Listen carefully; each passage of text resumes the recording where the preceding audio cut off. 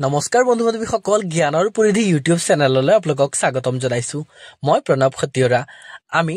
ইতিমধ্যে আলোচনা কৰি আছিলো আসাম এণ্ড ইটস পিপলছ আৰু আজি ইয়াৰ পাৰ্ট 19 ভিডিঅ'টো লৈ আহিছো যিসকল বন্ধু বান্ধৱী ইয়াৰ আগৰ পাৰ্টসমূহ চোৱা নাই অনুগ্ৰহ কৰি ওপৰত থকা আই বাটনটো ক্লিক কৰি আপোনালোকে চাব পাৰে আসাম এণ্ড ইটস পিপলছৰ তাত আপোনালোকে প্লেলিষ্টটো পাব আৰু যিসকল বন্ধু বান্ধৱীয়ে ৰেগুলাৰলি আমাৰ ভিডিঅ'খিনি চাই আছে তেওঁলোকে গম পায় নহয়নে আৰু এই ভিডিঅ'টো আপকামিং টেটকাম ৰিক্ৰুটমেণ্ট ADRE 2.0 আৰু আসাম পুলিচৰ বাবে খুব গুৰুত্বপূৰ্ণ কাৰণ আসাম জিকেৰ যিবিলাক ইম্পৰ্টেণ্ট কুৱেশ্যন আমি লৈ আহিছো আৰু টোটেল আজি আমি ইয়াত 30 MCQ লৈ আহিছো আৰু লগতে অপশ্যন ৰিলেটেড পইণ্টসমূহ আমি আলোচনা কৰিমেই নহয়নে আৰু আজি যিবিলাক খুব গুৰুত্বপূৰ্ণ কুৱেশ্যন সেইবিলাক সিলেক্টেড কুৱেশ্যনসমূহ লৈ আহিছো পৰীক্ষাৰ দৃষ্টিকোণৰ পৰা এইবিলাক খুব গুৰুত্বপূৰ্ণ আৰু যিসকল বন্ধু বান্ধৱী পোন প্ৰথমবাৰৰ বাবে আমাৰ চেনেলটো চাই আছে অনুগ্ৰহ কৰি আপোনালোকে আমাৰ চেনেলটো সাবস্ক্ৰাইব কৰিব বুলি আশা ৰাখিলো আৰু লগতে কাষত থকা বেল আইকনটো প্ৰেছ কৰি ৰাখিব কাৰণ আমি দিয়া ভিডিঅ'সমূহৰ নটিফিকেশ্যন আপোনালোকে পোন প্ৰথমতে পাব পাৰে আৰু ভিডিঅ'সমূহ মিছ নকৰাকৈ চাব পাৰে তো বন্ধু বান্ধৱীসকল দেৰি নকৰাকৈ আজি ভিডিঅ'টো আমি আৰম্ভ কৰিব বলক প্ৰথম প্ৰশ্নটো হৈছে হু was the composer of the হস্তি বিদ্যা নাৰ্ভ কোনে ৰচনা কৰিছিল আৰু অপশ্যনসমূহ দিয়া হৈছে এ ভাস্কৰ বৰ্মন অপশ্যন বি মাধৱদেৱ অপশ্যন চি হৰিদেৱ আৰু অপশ্যন ডি হৈছে সুকুমাৰ বৰকাইত আৰু আমি জানো নহয়নে হস্তি বিদ্যা নাৰ্ভ কোনে ৰচনা কৰিছিল আৰু ইয়াৰ শুদ্ধ উত্তৰ হৈছে অপশ্যন ডি সুকুমাৰ বৰকাইত আমি হস্তি বিদ্যা নাৰ্ভৰ বিষয়ে জানো নহয়নে হস্তি বিদ্যা নাৰ্ভ হৈছে সুকুমাৰ বৰকাইতে ৰচনা কৰা এখন হাতীৰ বিষয়ক পুথি ইয়াৰ মূল সংস্কৃত কি আছিল গজেন্দ্ৰ চিন্তামণি মনত ৰাখিব গজেন্দ্ৰ চিন্তামণি ইয়াৰ মূল আছিল সংস্কৃত এইটো আৰু এইটো ৰচনা কৰিছিল সুকুমাৰ বৰকাইতে কাৰ পৃষ্ঠপোষকতাত যদি আমি চাওঁ আৰু সেইটো হৈছে আহোম স্বৰ্গদেউ শিৱসিংহ আৰু বৰ ৰজা ফুলেশ্বৰী কোঁৱৰীৰ ৰাজ অনুগ্ৰহত তেওঁ এই পুথিখন ৰচনা কৰিছিল আৰু ইয়াত কি উল্লেখ আছে যে হাতীৰ ব্যৱস্থাপনা ৰক্ষণাবেক্ষণ আৰু চিকিৎসাৰ বিষয়ে বিস্তৃত বিৱৰণ চিত্ৰসহ বৰ্ণনা আছে আৰু হস্তি বিদ্যা নাৰ্ভ চিত্ৰ অংকন কৰিছিল কোনে দিলবৰ আৰু দুচাইয়ে মনত ৰাখিব এইটো খুব গুৰুত্বপূৰ্ণ ইয়াৰ চিত্ৰ অংকন কৰিছিল দিলবৰ আৰু দুচাইয়ে তো এইখিনি খুব গুৰুত্বপূৰ্ণ আৰু হস্তি বিদ্যা নাৰ্ভ ৰচনা কৰিছিল সুকুমাৰ বৰকাইতে পাজুল লাগি যায় কেতিয়াবা কি হয় যে অপশ্যন যদি দিয়া থাকে যে সুকুমাৰ বৰকাইত আৰু দিলবৰ আৰু দুচাই বুলি তো সেইকাৰণে কেতিয়াবা পাজুল লাগি থাকে দুটা ৰিলেটেড নহয় জানো কো ৰিলেটেড তো সেইকাৰণে মনত ৰাখিব ইয়াৰ এই পুথিখন ৰচনা কৰিছিল হস্তি বিদ্যা নাৰ্ভ যিটো আছে সেইটো সুকুমাৰ বৰকাইতে আৰু ইয়াৰ চিত্ৰ অংকন কৰিছিল দিলবৰ আৰু দুচাইয়ে এইটো খুব গুৰুত্বপূৰ্ণ মনত ৰাখিব 2 নম্বৰ প্ৰশ্নটোলৈ আহিছো আমি এতিয়া 2 নম্বৰ প্ৰশ্নটো হৈছে when did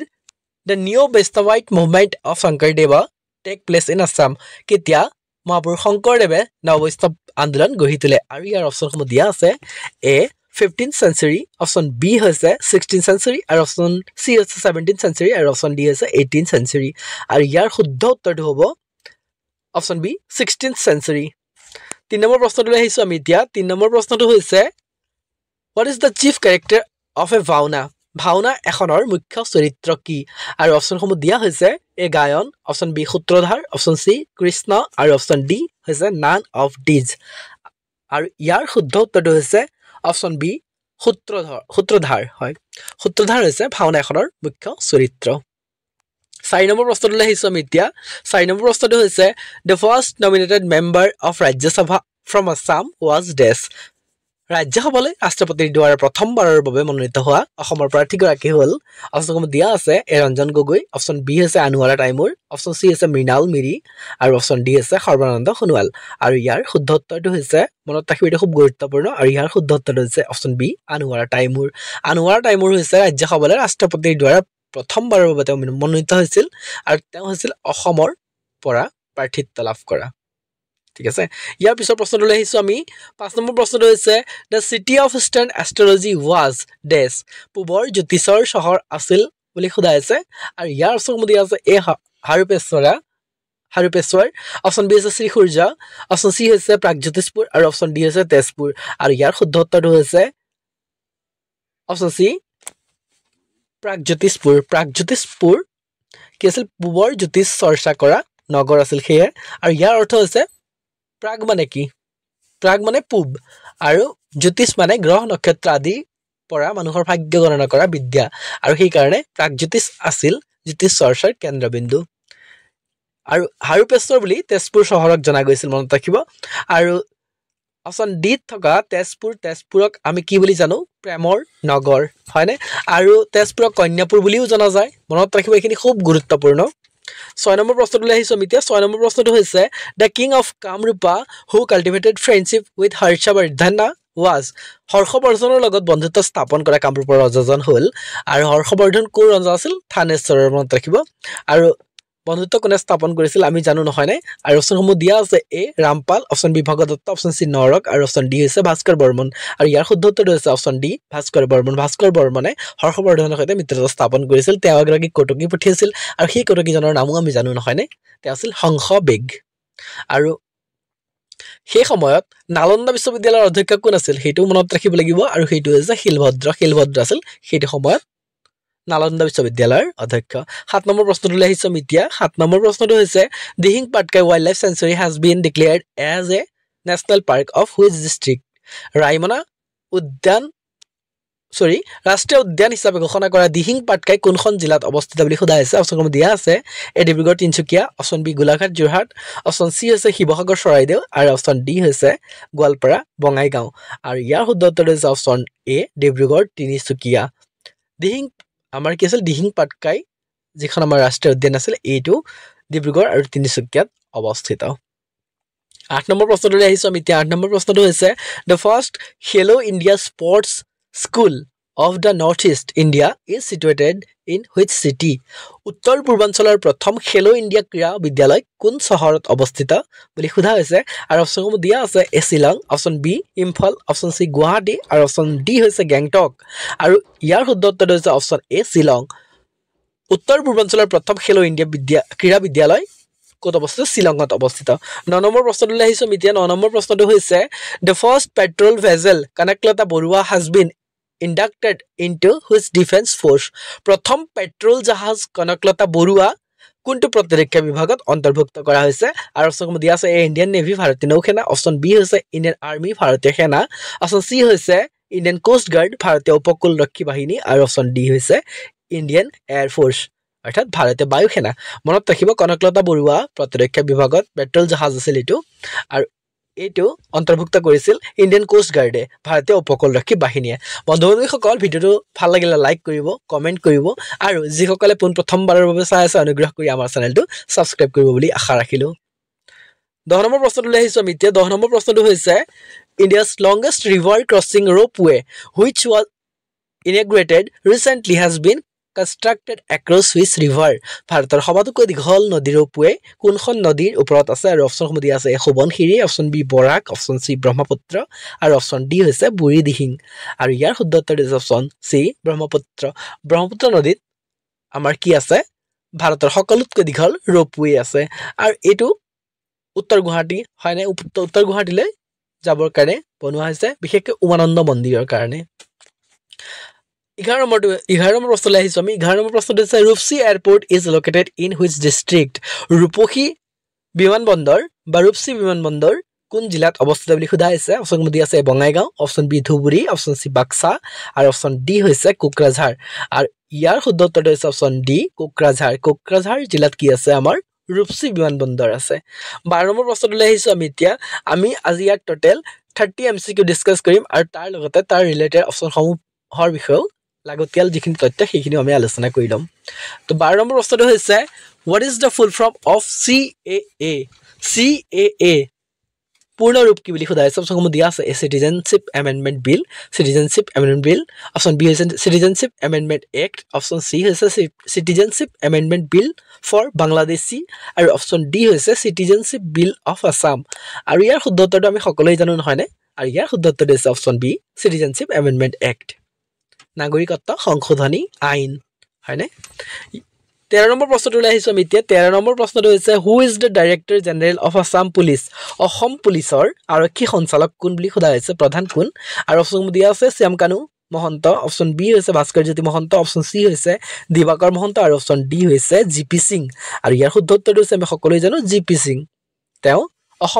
অসম আৰক্ষীৰ সঞ্চালক প্ৰধান 14 নম্বৰ প্ৰশ্নটোলৈ আহিছো এতিয়া 14 নম্বৰ প্ৰশ্নটো হৈছে হু ৰিসিভড Jnanpith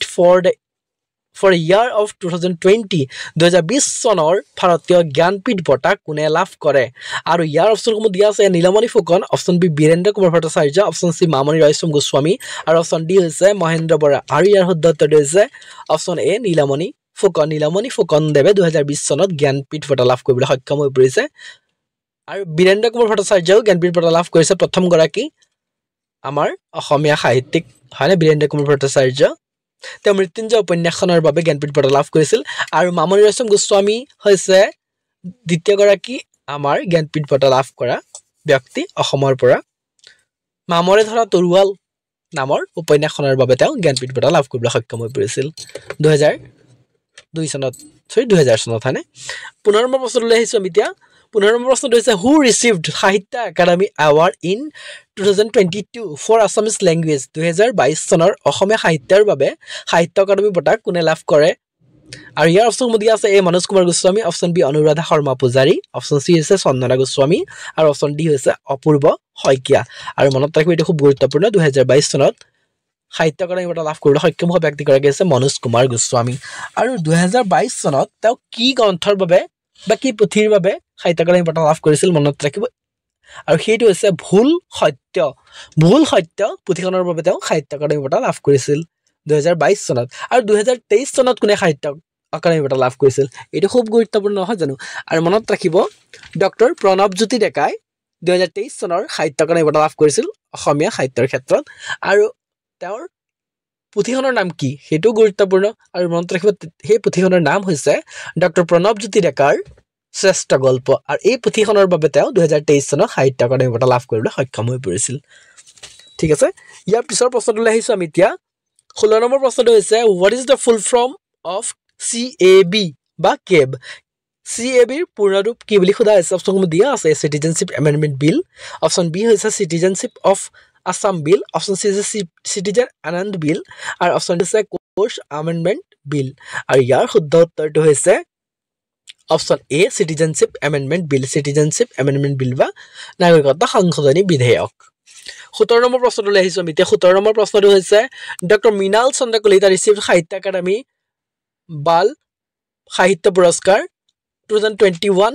for which book doctor Mrinal কলিতাই কোনখন গ্ৰন্থৰ বাবে 2021 চনৰ সাহিত্য একাডেমীৰ শিশু সাহিত্য বঁটা লাভ কৰিছে বাল সাহিত্য পুৰস্কাৰ বুলি কোৱা হয় আৰু ইয়াৰ শুদ্ধ অপশ্যনসমূহ দিয়া আছে অপশ্যন এ বকুল ফুলৰ দৰে অপশ্যন বি গড ফাদাৰৰ হাত আৰু চৈতানৰ মগজু অপশ্যন চি হৈছে অযান্ত্ৰিক অনুশীলন আৰু অপশ্যন ডি হৈছে ৰিব মুনমিহঁতৰ শেষ নোহোৱা কাহিনীবোৰ আৰু ইয়াৰ শুদ্ধ উত্তৰটো হৈছে অপশ্যন এ বকুল ফুলৰ দৰে শিশু সাহিত্য এইটো আৰু সেই শিশু সাহিত্যৰ বাবে মৃণাল কলিতাই সাহিত্য একাডেমী বঁটা লাভ কৰে শিশু সাহিত্য একাডেমী বঁটা লাভ কৰিবলৈ সক্ষম হৈ পৰিছিল 18 নম্বৰ প্ৰশ্নটোলৈ আহিছোঁ আমি এতিয়া 18 নম্বৰ প্ৰশ্নটো হৈছে which is the Assamese monthly magazine of the following that complete 50 years তলৰ কোনখন অসমীয়া মাহেকীয়া আলোচনীয়ে 50 বছৰ সম্পূৰ্ণ কৰিছে আৰু ইয়াৰ অপশ্যনসমূহ দিয়া আছে প্ৰান্তিক অপশ্যন বি বিস্ময় অপশ্যন চি গৰিয়সী আৰু অপশ্যন ডি হৈছে সাতসৰী আৰু ইয়াৰ শুদ্ধ উত্তৰটো হৈছে অপশ্যন বি বিস্ময় আলোচনীখনে 50 বছৰ সম্পূৰ্ণ কৰিবলৈ সক্ষম হৈ পৰিছে আৰু যদি আমি প্ৰান্তিক অপশ্যন এত থকা প্ৰান্তিক আলোচনী কিমান চনত প্ৰকাশ পাইছিল আমি জানো নহয়নে বন্ধু বান্ধৱীসকল আমাৰ ভিডিঅ'সমূহত লাইক কৰিব আমাৰ চেনেলটো ছাবস্ক্ৰাইব কৰিব আৰু বেল আইকনটো প্ৰেছ কৰি ৰাখিবলৈ নাপাহৰিব আমি দিয়া ভিডিঅ'সমূহ পোনপ্ৰথমতে পাব পাৰে আৰু ভিডিঅ'সমূহ মিছ নকৰাকৈ চাব পাৰে আৰু ইয়াৰ শুদ্ধ উত্তৰটো হ'ব 1981 চনত প্ৰান্তিক আলোচনী প্ৰকাশ পাইছিল আৰু প্ৰান্তিকৰ প্ৰথম সম্পাদক কোন আছিল সেইটোতো খুব গুৰুত্বপূৰ্ণ আৰু মনত ৰাখিব প্ৰান্তিকৰ প্ৰথম সম্পাদক আছিল ভৱেন্দ্ৰনাথ শইকীয়া আৰু বৰ্তমানৰ সম্পাদক কোন প্ৰান্তিক আলোচনী বা মেগাজিনৰ আৰু তেওঁ হৈছে প্ৰদীপ বৰুৱা আৰু যদি আমি বিস্ময় আলোচনীখন কিমান চনত প্ৰকাশ পাইছিল মনত ৰাখিব বিস্ময় আলোচনী প্ৰকাশ পাইছিল 1968 চনত অৰ্থাৎ 1968 আৰু অপশ্যন চিত কি দিয়া আছে গৰিয়সী আৰু গৰিয়সী মেগাজিন প্ৰকাশ পাইছিল 1994 চনত 1994 চনত আৰু ইয়াৰ প্ৰথম সম্পাদক কোন আছিল চন্দ্ৰপ্ৰকাশ শইকীয়া ফাৰ্ষ্ট আছিল এডিটৰ তেওঁ আৰু বৰ্তমানৰ কোন আছে ৰীতা চৌধুৰী আমি জানো নহয় নে মাকাম মেৰেং যিখিনি উপন্যাস তেওঁ ৰচনা কৰিছিল তেওঁ আছিল ৰীতা চৌধুৰী আৰু বৰ্তমানৰ সম্পাদক গৰাকী আছে ৰীতা চৌধুৰী মনত ৰাখিব এইখিনি খুব গুৰুত্বপূৰ্ণ ইয়াৰ পিছৰ প্ৰশ্নলৈ আহিছো 19 নম্বৰ প্ৰশ্ন The first laboratory of India that isolate COVID-19 SARS-CoV-2 virus strain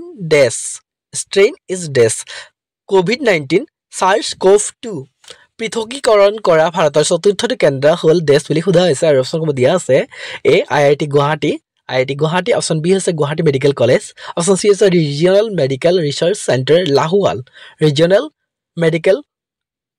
medical centre Lahowal আৰু অপশ্যন ডি হৈছে institute of advance studies Guwahati আৰু ইয়াৰ শুদ্ধ উত্তৰ হৈছে option C regional medical research centre Lahowal মনত ৰাখিব এইটো খুব গুৰুত্বপূৰ্ণ পৰীক্ষাৰ দৃষ্টিকোণৰ পৰা এই কুৱেশ্যনটো অত্যন্ত গুৰুত্বপূৰ্ণ মনত ৰাখিব 20 নম্বৰ প্ৰশ্নটোলৈ আহিছো আমি in context with the new recruitment system to be followed from 2021 for various government jobs what does CET stand for 2021 চনৰ পৰা বিভিন্ন ধৰণৰ চৰকাৰী চাকৰিৰ বাবে অনুষ্ঠিত হোৱা CET ৰ পূৰ্ণৰূপ হ'ল ডেছ বুলি সোধা হৈছে আৰু ইয়াৰ অপশ্যন দিয়া আছে A common eligibility test option B হৈছে common entrance test option C হৈছে চেন্ট্ৰেল এলিজিবিলিটি টেষ্ট আৰু অপশ্যন ডি হৈছে চেন্ট্ৰেল এন্ট্ৰেন্স টেষ্ট আৰু ইয়াৰ শুদ্ধ উত্তৰটো হৈছে option A common eligibility test অৰ্থাৎ CET ৰ পূৰ্ণৰূপটো হৈছে কমন এলিজিবিলিটি টেষ্ট 21 নম্বৰ প্ৰশ্নটোলৈ আহিছো আমি এতিয়া 21 নম্বৰ প্ৰশ্নটো হৈছে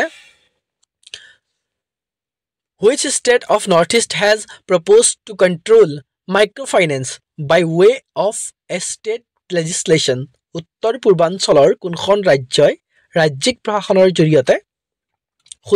ক্ষুদ্ৰ ঋণ কাৰ্যসূচী নিয়ন্ত্ৰণ কৰিছে আৰু অপশ্যনসমূহ দিয়া আছে এ আসাম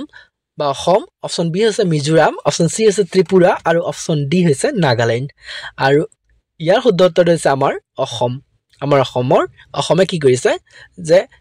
ক্ষুদ্ৰ ঋণ কাৰ্যসূচী নিয়ন্ত্ৰণ কৰিছে মাইক্ৰ'ফাইনেন্স যিটো কোৱা হয় আৰু ইয়াৰ পিছৰ প্ৰশ্নটোলৈ আহিছো আমি 22 নম্বৰ প্ৰশ্ন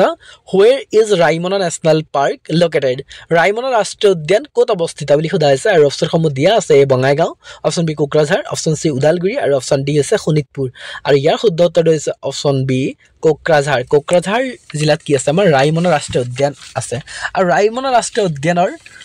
যদি টোটেল এৰিয়া আমি চাওঁ আৰু সেইটো হ'ব 422 স্কয়াৰ কিলোমিটাৰ আৰু ৰাইমনা ৰাষ্ট্ৰীয় উদ্যান কিহৰ বাবে বিখ্যাত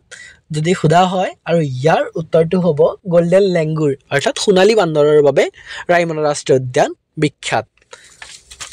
ইয়াৰ পিছৰ প্ৰশ্নটোলৈ আহিছো আমি এতিয়া 23 নম্বৰ প্ৰশ্নটো হৈছে the Dhubri Phulbari bridge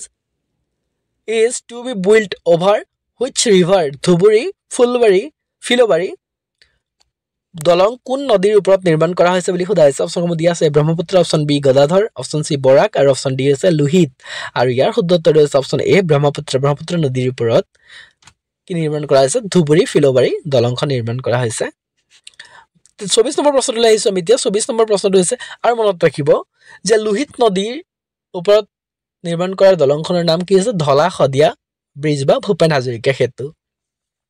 24 number প্ৰশ্নটোলৈ আহিছো আমি Where is the Brahmaputra Valley Fertilizer Corporation Limited BVFCL located আৰু ইয়াৰ শৰ্ট ফৰ্মটো হৈছে